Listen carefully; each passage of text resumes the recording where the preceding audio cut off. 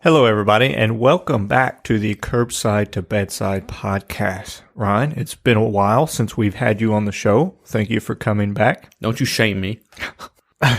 And tonight we are preparing for the impeachment hearings. No, the impeachment hearings tomorrow. And we're here talking about hyperkalemia. I want more of that political goodness. This is now a political podcast. You need to be more politically involved. Okay, so this podcast is brought to you by no one in particular. Curbside to Bedside. Oh. We now have our own store on our website. If you enjoy the show, you can go to the store, buy some swag. Ryan already purchased a pair of leggings. I did. And he's wearing them. I'm very right basic.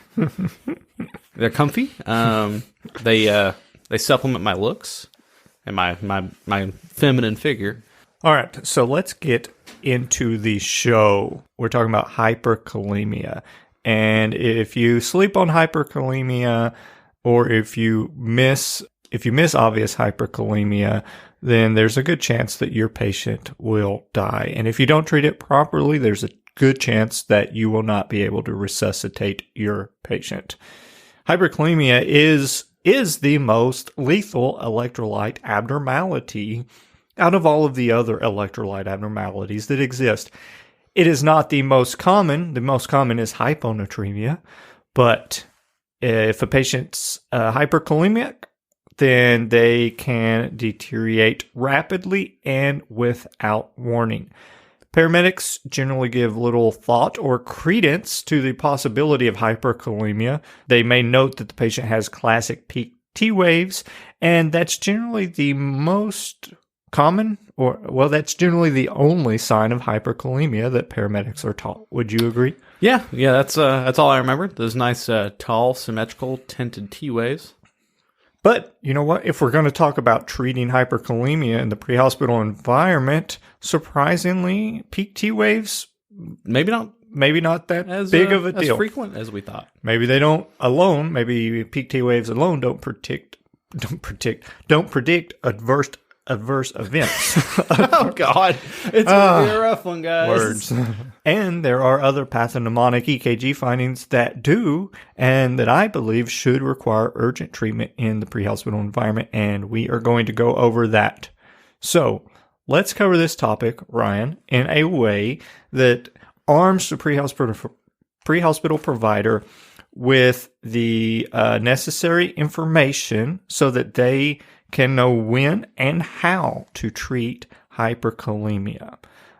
This is important because if you don't treat it properly, then the patient, if they arrest, you likely won't get them back. Or if they're peri-arrest, you won't be able to stave off the arrest without proper treatment. And the good thing is, with most of the treatments, if you're wrong, then the risk of falsely or treating a patient that you think is in hyperkalemia but really isn't, the risk of that pales in comparison to the risk of actually missing the diagnosis. So, Ryan, you want to talk a little bit about the background, like where's our potassium at? And like most of patho, it is essentially voodoo. So the majority of potassium resides inside of the cells and is responsible for maintaining a resting membrane potential that allows for normal cell conduction. Your average intracellular potassium is around 120 milliequivalents per liter, and your average extracellular potassium is approximately 4 to 4.5 milliequivalents per liter. And that is typically what we measure, or what we're referring to when we say the phrase serum potassium. Hyperkalemia is measured in the serum that is previously mentioned, is potassium greater than 5 milliequivalents a liter. And I'm just going to nix the unit of measure on the end because I can't say that and sound coherent. Your normal potassium is usually between 3.5 to 5, and it can progress rapidly. And you could have a hyperkalemic patient on the edge of decompensation and cardiac arrest at any time. So, Ron, on your ambulance, when do you measure serum potassium? I can't because I don't have a iStat or any sort of point-of-care lab capability. So it's essentially a clinical diagnosis in the field and reaffirmed by other findings like your EKG. So I think that kind of brings up the question of, is a serum potassium level required to actually treat hyperkalemia, but it's not. So the vast majority of your potassium is excreted through the kidneys, so it's not surprising that the classic picture of a hyperkalemic patient is the one that's missed a few dialysis appointments and now presents with muscular weakness or paralysis. So oftentimes these can get dispatched as your catch-all general illness, weakness for a few days, or possibly as a CVA or stroke. So the causes of hyperkalemia are multifactorial, and interestingly, traumatic venipuncture can cause what's called pseudohyperkalemia and is fairly common. And that's just saying if you essentially if you bungle a venipuncture, it can hemolyze the cells, the red blood cells, causing them to release their intracellular potassium into the extracellular space, and that'll be picked up on the lab equipment. So it's not just traumatic venipuncture, but if you put on a tourniquet and say you have a patient vigorously pump their fist, this can cause potassium release from the muscles themselves and present with pseudohyperkalemia on the lab results. I never found much utility in having the patient pump their fist anyway, but that's just my personal practice. Yeah, it's just another reason to, ask the patient not to vigorously pump their fist. And we were listening to the Curbsiders podcast on hyperkalemia, and I was kind of surprised to find out that the shuttle system for lab work in hospitals can frequently cause pseudohyperkalemia. Huh. That's pretty cool. Yeah, it's not cool, but it's kind of fascinating. Yeah, and if I'm paraphrasing them correctly or summarizing what they were saying correctly, they actually figure this out by having a resident. I think it was a med student. Or a med student, yeah. A med manually student. shuttle all the lab samples to the lab versus the vacuum tube system. Yeah, literally just carrying them versus sending them up through the shuttle system. So I thought that was kind of funny. But yeah. All those years in medical school just to run labs. Yeah, so in the hospital, they say like, all right, if you get a lab or if you get a potassium back that's 9 and the patient looks fine, and the EKG looks fine, then get another one. So the most common cause of hyperkalemia is, unsurprisingly, renal failure. So another common cause of hyperkalemia is intracellular shift. Different kinds of acid-base disturbances can cause potassium to shift in and out of the cells. The traditional teaching is that potassium will increase 0.6 milliequivalents per liter of every 0.1 decrease in pH. However, not every patient will present with overt hyperkalemia, so this is directly related to total body stores. Some patients may have potassium depletion from gastrointestinal or urinary losses, or some medications that they're on. For patients with DKA, the rise in potassium is more closely related to the lack of insulin and hyperosmolality than it is the degree of acidosis, because oftentimes those patients will be profoundly acidotic, especially if they're late in their disease course. And I'll let Floyd touch on RAAS inhibitors and ACE inhibitors, some of your medication-caused hyperkalemia. Yeah, so I think it's interesting to point this out because in the field, like we were saying, you don't really have point-of-care lab testing to tell you whether or not the patient's hyperkalemic. And if you have a patient that you suspect may be hyperkalemic, but you're not 100% sure, it helps to know that RAAS inhibitors, it may be helpful to know that RAAS inhibitors and ACE inhibitors can actually cause patients to become slightly hyperkalemic. Now, normally it's only a very modest increase and not an increase that's clinically relevant. But if that patient does have concurrent renal failure and they get that modest increase, then it could be clinically significant. So, and I want to quote this directly from the Circulation Journal. They say that although inhibitors of the renin-angiotensin aldosterone system reduce renal potassium excretion, elevations of serum potassium associated with the use of these agents in heart failure patients are typically modest. And they define modest as 1 MEQ per liter. And then they go on to say that severe or life-threatening hyperkalemia is thought to be uncommon. However, several patient factors associated with development of serious hyperkalemic and chronic heart failure are now well established. So you may ask why. Why would a patient on lisinopril be more predisposed to becoming hyperkalemic? So all of these drugs increase serum potassium levels because they interfere with the stimulation of aldosterone from the adrenal gland, or the stimulation of aldosterone secretion from the adrenal gland. And that decreases renal blood flow and the GFR in certain patient populations. These drugs can increase the risk of hyperkalemia because they block the interaction of aldosterone with its receptor, which results in decreasing the excretion of potassium. So, to summarize that, aldosterone helps control the amount of potassium excreted in the urine. All that to say that. So, but I think I did not know that. No, because so many of our patients are, kind of acute on chronic presentations. So, up until not terribly long ago, when we started doing the research for this podcast, I didn't really know that either.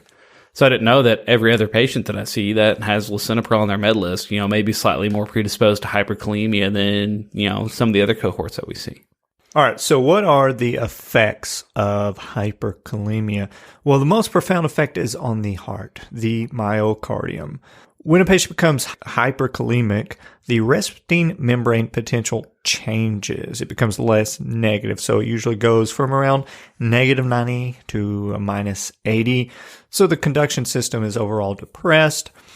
The impulses travel slower through the myocardium, which gives the characteristic wide QRS that you see with hyperkalemia, generally severe hyperkalemia. And the rate of repolarization increases, hence the peaked and narrow T waves. So the combined effects of this can lead to lethal arrhythmias.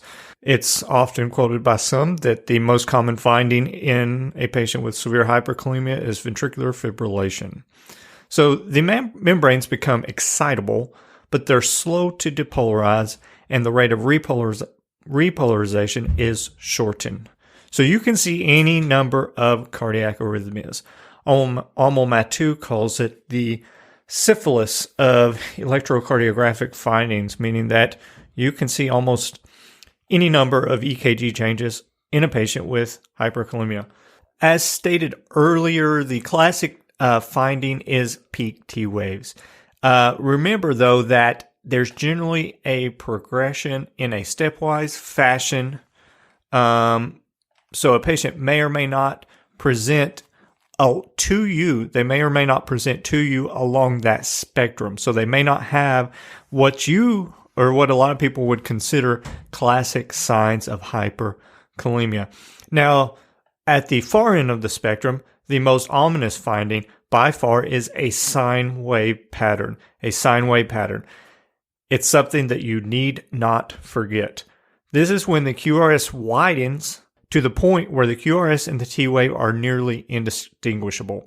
They actually merge together to the point where it looks like a true sine wave. And if you Google sine wave, you'll know what I mean. It's just a continuous undulation.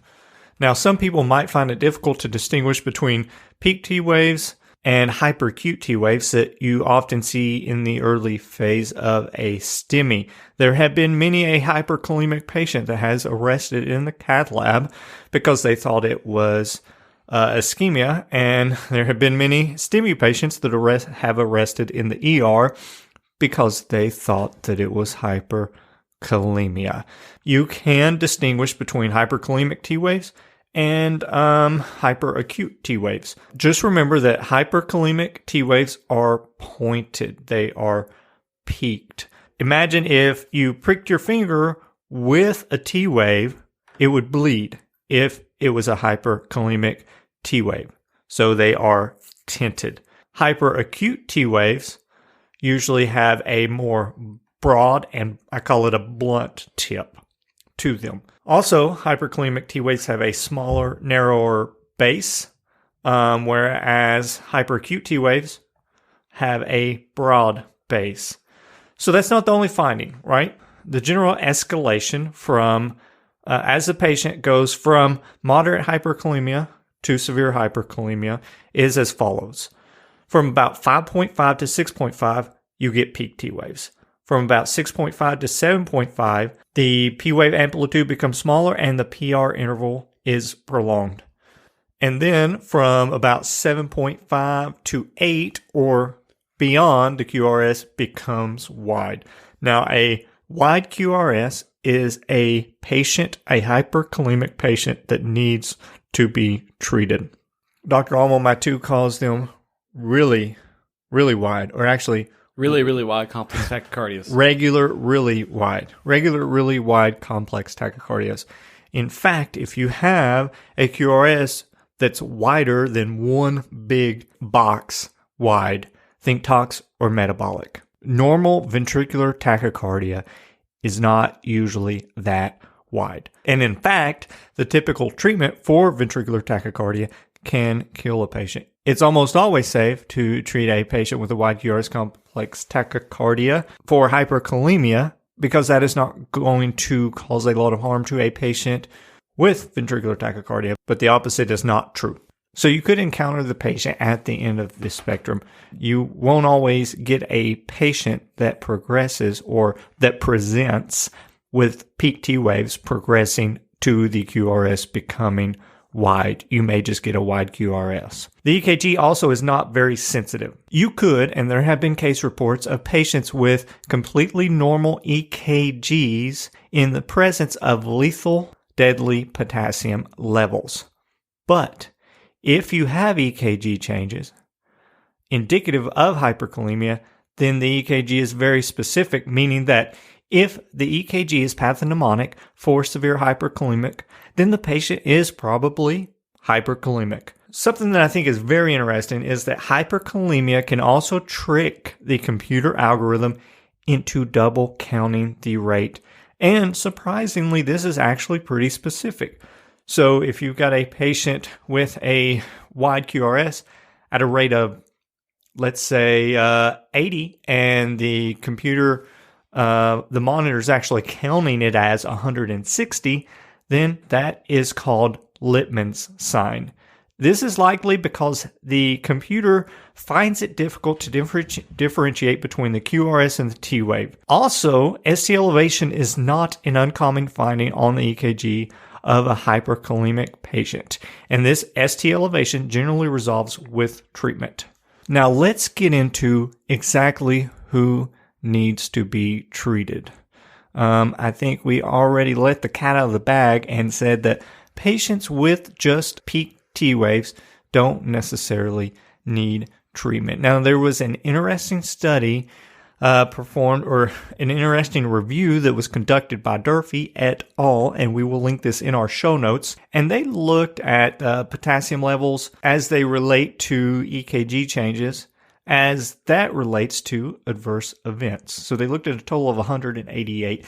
And in fact, when you're talking about correlating the potassium level to EKG findings, there's not many studies that actually have a large sample size.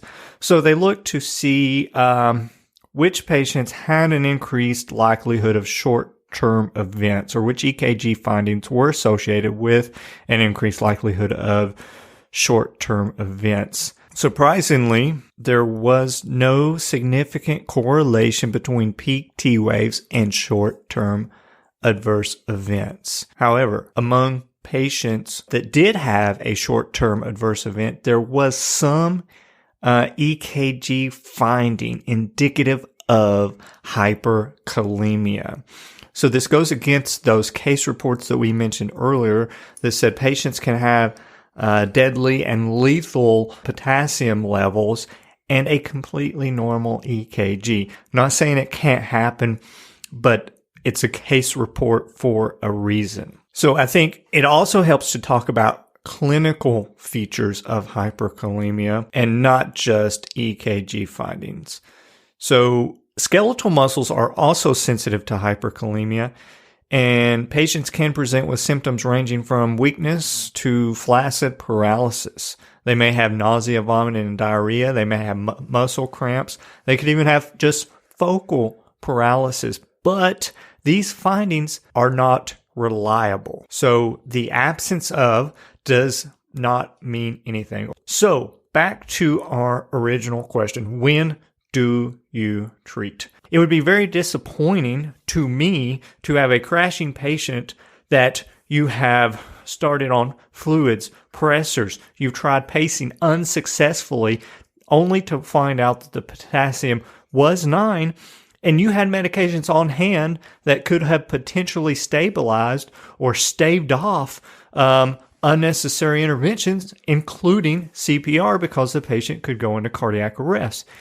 In my opinion, and I think in the opinion of many other experts on the topic, you should not treat a stable patient with suspected hyperkalemia just because they have peak T waves.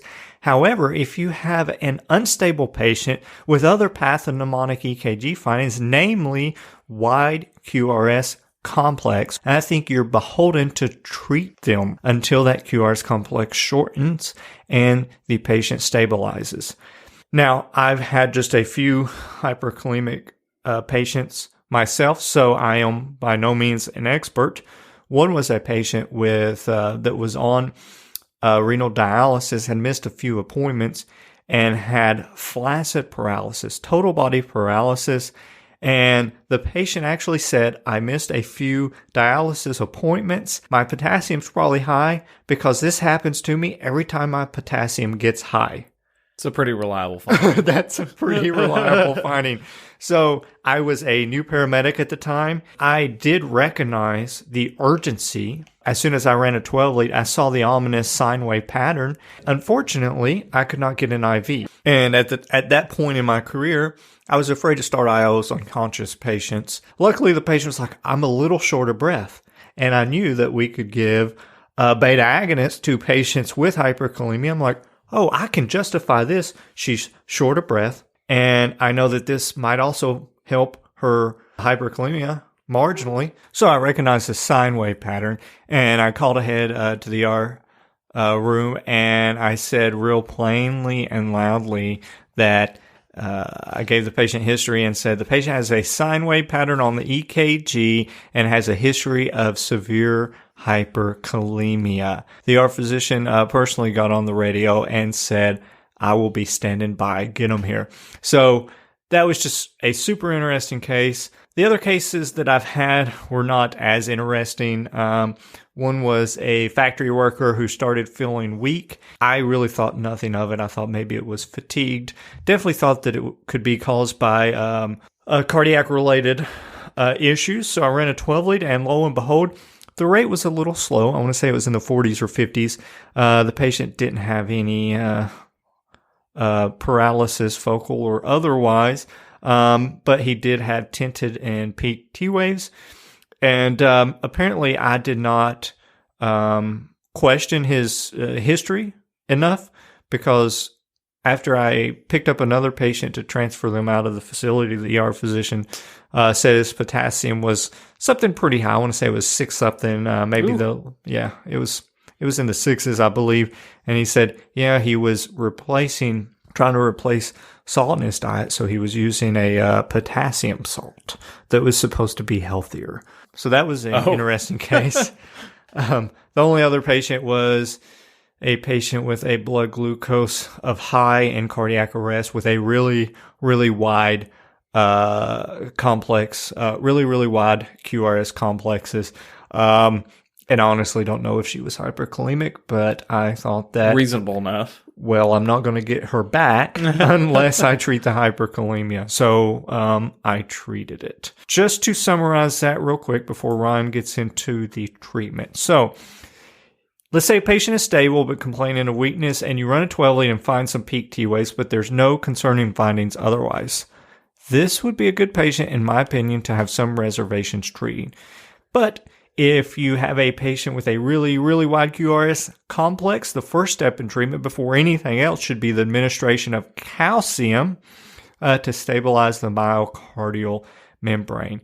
So there have been many cases of patients that were paced, whether it's transcutaneously or transvenously, only to find out that the potassium was crazy high and all they had to do was treat the hyperkalemia. So I think, there are a lot of folks in the FOAMed world that make a very strong case 4, given a trial of calcium before you try anything drastic. And I think that is reasonable. Ryan, what do you have for us in terms of treatment? So your standard goals for treating hyperkalemia is that we want to antagonize the effect of potassium on the excitable cell membranes. We want to redistribute extracellular potassium into the cells. And we want to enhance the elimination of potassium from the body. So those are our 3 main goals. So antagonize, redistribute, and enhance the elimination. So we want to give IV calcium to stabilize the cell membrane. And basically it acts sort of like a potassium agonist when we're dealing with cardiomyocytes. So how it does this, aside from my typical black magic explanation, is calcium, either in its calcium chloride or calcium gluconate form, increases the threshold potential through a mechanism that still isn't really that well understood. But it does restore a normal conduction gradient between threshold potential and whatever the resting membrane potential of that cell is, which is typically elevated in hyperkalemia. So your standard amp of 10% calcium chloride is 10 milliliters and contains about 6.8 millimoles of calcium. A standard amp of 10% calcium gluconate is also 10 milliliters, but only has 2.26 millimoles of calcium. So roughly about a third. So your typical clinical practice guidelines recommend giving 6.8 millimoles for EKG findings of hyperkalemia. And most commonly, this is going to be your sine wave pattern or really, really wide, bizarre, complex tachycardia, not necessarily your peaked tinted T waves. So which one has more calcium? Calcium chloride has more calcium, but we'll get into why we may have some considerations in employing its use. Namely that calcium chloride is pretty caustic to vasculature, and it's particularly gnarly if you have a infiltrated or extravasal line. So it can lead to all sorts of skin necrosis and just general badness. So whatever gluconate is, it's pretty syrupy and thick, but it has less of that inflammatory effect on the vasculature and is not as big of a deal if it finds its way into the interstitial tissues, or the interstitial space, sorry. Typically, you'll see calcium chloride given to conscious patients through a central line, or in extreme cases, say the patient's in arrest or peri-arrest, then through a large gauge peripheral line. So typically like a larger bore in the AC or an IO or something of that nature. Your onset of action for calcium is it's anywhere between 1 and 3 minutes, and is a temporizing effect. So calcium is not going to be a magic bullet that fixes for good. It only lasts anywhere between about 30 to 60 minutes. So essentially, if you're looking at a long transport time, you may have to repeat this treatment depending on how much calcium you have on hand. So the goal of treatment here is just basically to normalize the EKG, stabilize the cell membrane, and give us enough time to get that patient to definitive treatment. So how do we know how much to give? So essentially, we're just going to give the calcium until the patient's EKG improves or the hemodynamics improved. So wide QRS, give calcium till it's narrow QRS. Yeah, this is not a maneuver that's kind of elective, if you will. This patient is either in or probably about to be in a fairly extreme physiological state. So, I think if it's clinically appropriate to just go ahead and rapidly control that, or at least do whatever we can to do that, versus trying to give 30 milliliters of calcium gluconate back to back to back. Yeah. Which, that's a therapy. Like, you're getting that calcium in the body. It's just a matter of logistics at that point. But it is probably faster and more efficient to just give chloride if you're comfortable with the risks that are associated with its use. Just make sure you have a fat vein. Yeah, I wouldn't be giving that through a 22 gauge. But then again, that also does speak to the fact that the patient population we're most likely to see this have probably peripheral vascular disease, are going to be hard sticks because they're dialysis patients. So, this might be a patient in whom a humeral head IO is probably going to be your largest bore option. Absolutely. And probably not entirely inappropriate if they're presenting in a way that requires the use of calcium. And I've always heard that calcium gluconate requires like hepatic metabolization. But I recently came across a study that said that is not true.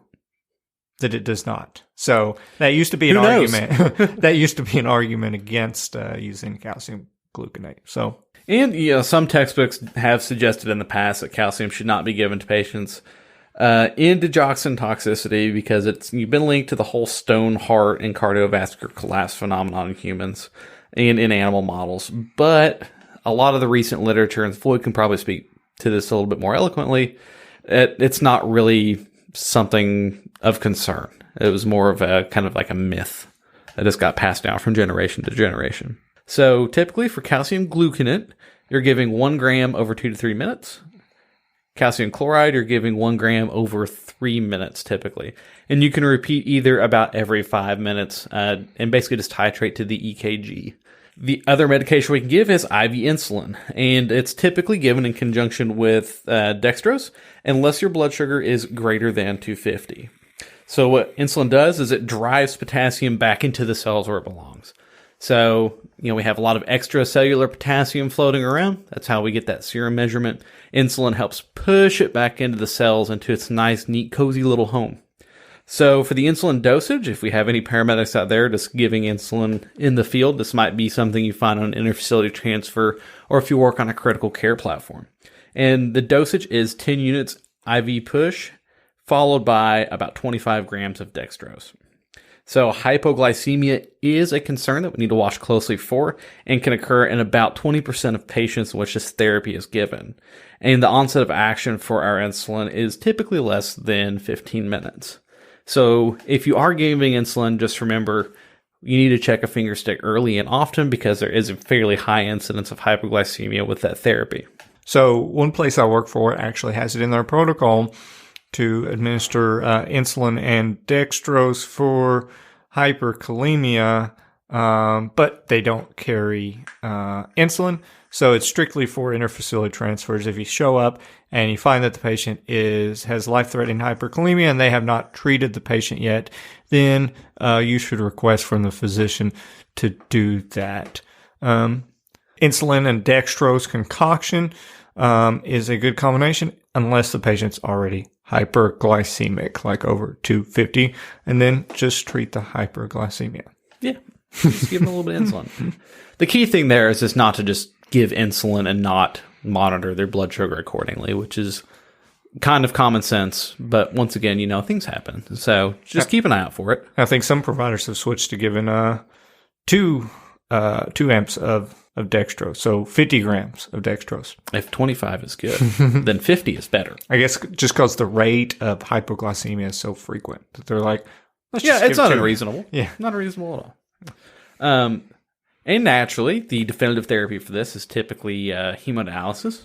One of our other therapy option is the TrustU beta-2 agonist, and this one is going to be found on just about every ambulance in America. Beta-2 agonists act on beta-2 receptors naturally, and this also helps drive potassium into the cells, but to a lesser degree that insulin does.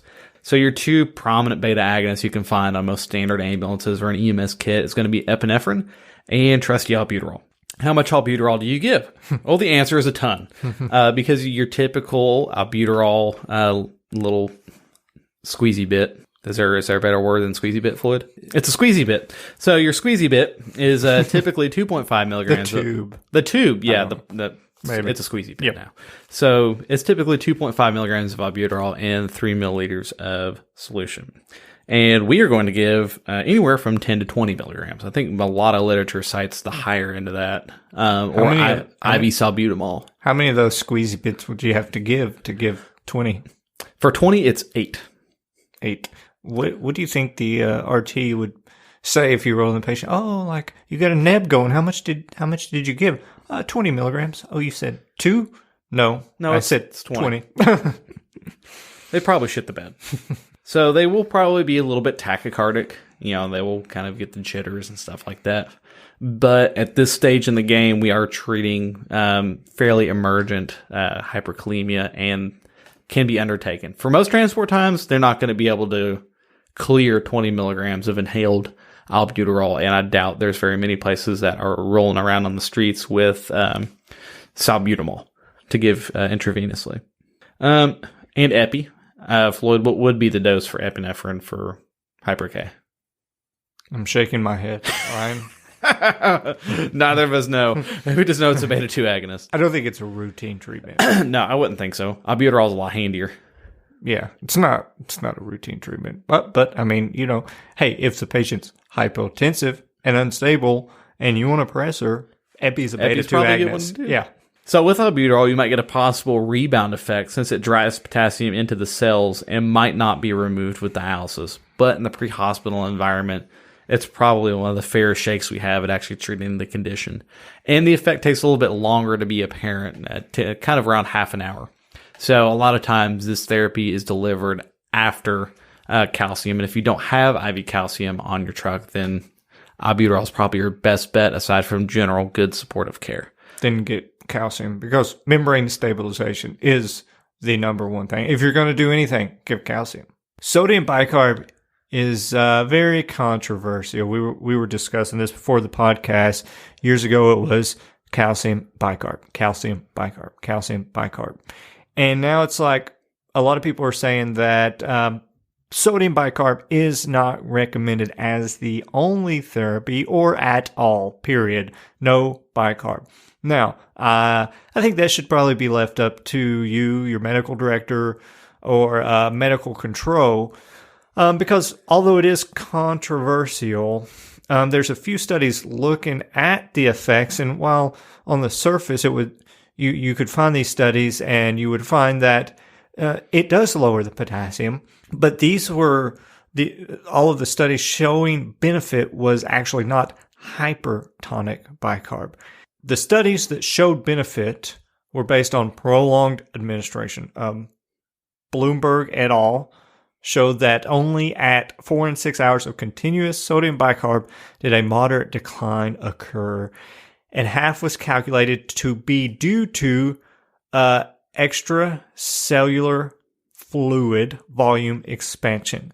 There was no change or only a very moderate decrease was observed in 3 patients, even after 6 hours. Again, this is a very, very small sample size, and it is very strange. These studies have been out a while, and all of the reported experts on hyperkalemia and EKGs have espoused sodium bicarb administration routinely, and a lot will swear by bicarb. They will swear that they gave it IV push, 8.4%, and saw the QRS narrow. So I'm not sure what to do with this information, because there are folks in the FOAMed world saying that bicarb should not be given unless the patient is acidotic.